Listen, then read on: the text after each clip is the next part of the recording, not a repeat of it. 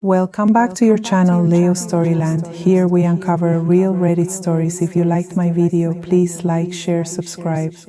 My name is Whitley, and I'm 32 years old.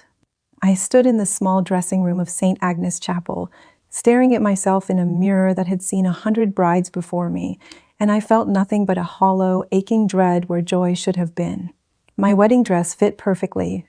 My hair was pinned exactly the way I'd practiced, and my bouquet of white roses trembled slightly in my hands because I could hear my father's voice through the thin wall, loud enough that half the guests probably heard it too.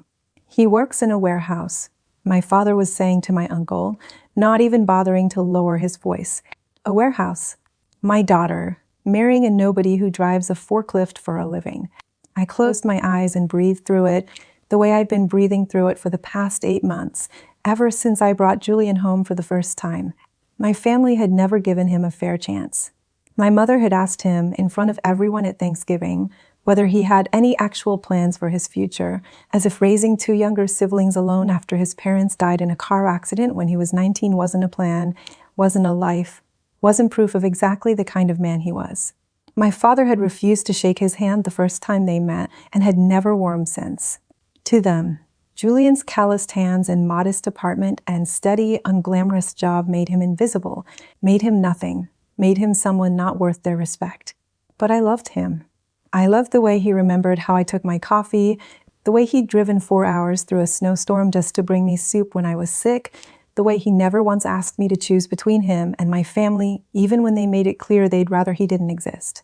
So when my father knocked on the dressing room door and stepped inside without waiting for an answer, I already knew what was coming.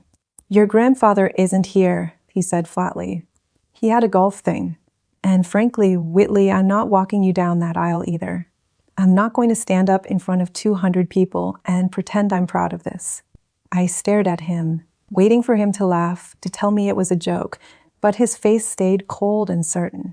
"Dad, please," I whispered. "It's my wedding day. Walk yourself. That's what happens when you marry a nobody." He said it so casually, like he was commenting on the weather, and then he turned and walked back out toward the chapel. A moment later, through the cracked door, I watched him settle into a pew in the very back row beside my mother, arms crossed, chin lifted, positioning himself like a spectator at some show he intended to enjoy. Dad laughed and sat down in the back row with Mom to watch me do it, as if my humiliation was the entertainment he'd been waiting for all week. The wedding coordinator appeared at my elbow, her face uncertain, asking if I wanted to postpone, if I wanted someone else to step in. I looked past her toward the closed chapel doors, toward the muffled sound of 200 guests waiting, toward Julian somewhere on the other side already standing at the altar, probably wondering what was taking so long. And something inside me hardened. I would not let my father's cruelty steal this day from me. I would not give him the satisfaction of seeing me crumble. "No," I said, straightening my spine. "I'll walk myself." The doors opened, and the music swelled, and every head turned toward me. I gripped my bouquet and started down the aisle alone, my heels echoing against the old wooden floor, my eyes fixed straight ahead on Julian, who stood frozen at the altar, his jaw tight, clearly having just realized what my father had done. I could feel the whispers rippling through the pews behind me, could feel eyes crawling over my empty side, searching for the father who should have been there, and finding only empty space where he should have stood. I was halfway down the aisle, my breath shaking, my knees nearly giving out from the weight of 200 stairs, when I heard the heavy chapel doors behind me creak open again. Halfway, the doors behind me swung open, and I froze, thinking perhaps my father had changed his mind, that some flicker of shame had finally reached him. But when I turned, what I saw made my heart stop entirely. 30 strangers in matching gray walked in and lined both sides of the aisle, moving with a quiet, deliberate precision that silenced the entire chapel. They wore identical charcoal gray suits, their faces solemn and unified, and they positioned themselves shoulder to shoulder along both rows of pews like a wall of silent witnesses. Gasps rippled through the guests. My mother half rose from her seat. My father's smug expression cracked into confusion. One of them, a tall man with silver hair and the bearing of someone used to being obeyed, stopped directly beside the back row. He turned, looked straight at my dad, and said, "Sir, and the entire chapel went utterly, deathly silent, waiting to hear what would come next, waiting to understand exactly who these 30 strangers were and why they had come.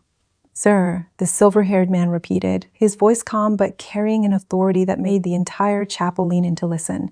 "With respect, you don't get to sit there and enjoy this. Not after what you just did to your daughter." My father's mouth opened and closed, no sound coming out, while my mother's hand flew to her chest. I stood frozen in the middle of the aisle, my bouquet trembling, utterly unable to understand what was happening or who these 30 people even were. The silver-haired man turned toward me and offered a small, respectful nod. "Mrs. Whitley, forgive us for the dramatic entrance. My name is Desmond Okafor. I'm the Regional Director of Operations for Hallcrest Logistics." The name meant nothing to me at first, until I saw Julian's face at the altar, pale with shock, his eyes glistening as recognition dawned. Hallcrest Logistics was the company Julian worked for. Desmond Okafor was Julian's boss's boss, a man Julian had mentioned only a handful of times, always with quiet respect. 6 years ago, Desmond continued, his voice steady enough to reach every corner of the silent chapel, Julian Reyes walked into our warehouse as a 19-year-old kid who just lost both his parents and was raising 2 younger siblings on his own. He took every shift he could get. He never complained. He trained new hires without being asked, caught safety violations that saved us from lawsuits, and quietly mentored a dozen young men who had nowhere else to turn. 2 years ago, when our Denver facility was about to shut down and put 400 people out of work, Julian was the one who redesigned our entire intake process and saved that location. He is, without exaggeration, one of the most extraordinary employees I have had in 30 years of business. I felt tears sliding down my cheeks, not from sadness now, but from something fuller, something like pride cracking open in my chest. Desmond gestured to the 30 people standing along the aisle. Every single person standing here today works under Julian in some capacity, or worked alongside him and asked to be here the moment they heard what his own family thought of him. We didn't come to make a scene. We came because a man who has quietly held up so many people deserved to have someone hold him up today, especially when the people who were supposed to didn't show up. He looked directly at my father again. "A forklift operator, sir, is what you called him." I'd call him the backbone of a company with 4,000 employees, and frankly, I'd trust him with far more than I trust most men in suits.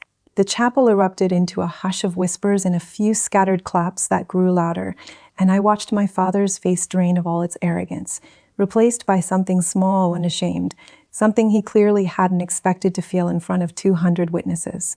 My mother stared at her hands, unable to meet anyone's eyes.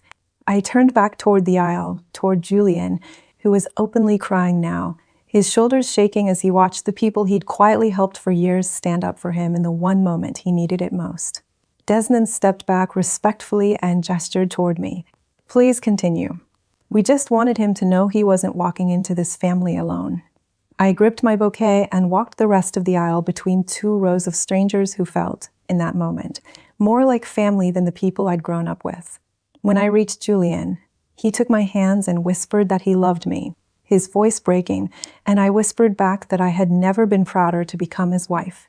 The ceremony continued, but it was different now, charged with something electric, something the whole room had witnessed and would never forget.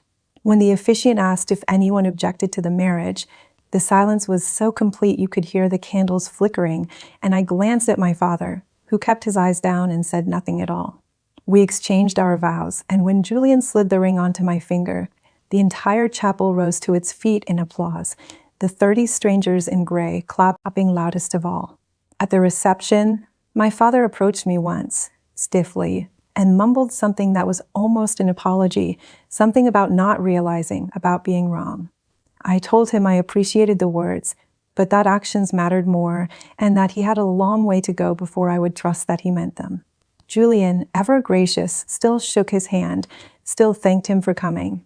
Because that was who Julian was, a man who built bridges even for people who never deserved the effort.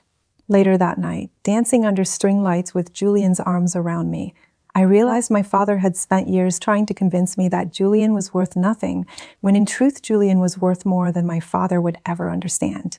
Value was never about job titles or salaries. It was about showing up, about quietly building people up instead of tearing them down, about being the kind of person 30 strangers would drop everything to defend. My family mocked my husband as a nobody and let me walk alone, but in the end, it was Julian's nobody who filled that aisle with somebodies, and it was Julian's love that made me understand what true worth actually looks like.